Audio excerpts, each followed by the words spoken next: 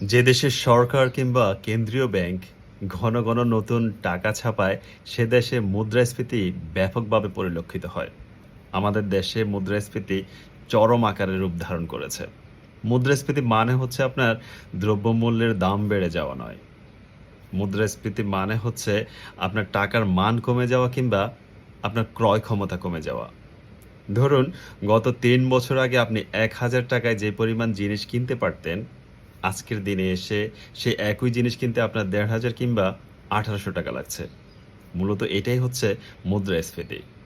মুদ্রাস্ফীতি থেকে বাঁচতে হলে আপনার টাকাকে অলস অবস্থায় জমিয়ে না রেখে কিংবা ব্যাংকে জমা করে না রেখে এমন কোনো ভালো জায়গায় ইনভেস্টমেন্ট করুন বা এমন কোনো ভালো প্রপার্টি কিনুন, যেখানে রিটার্ন অন ইনভেস্টমেন্টটা এবং অ্যাপ্রিসিয়েশনটা এমন জায়গায় যাবে যেটা আপনার মুদ্রাস্ফীতির সাথে সামঞ্জস্যতা রেখে আপনার টাকার মান কমে যাবে না, বরঞ্চ বেড়ে যাবে।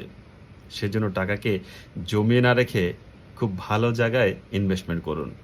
টাকা যদি জমিয়ে রাখেন, দেখবেন কিছুদিন পর আপনার টাকার মান কমে গিয়ে অর্ধেকে চলে আসছে। সবাই ভালো থাকবেন। আসসালামু আলাইকুম।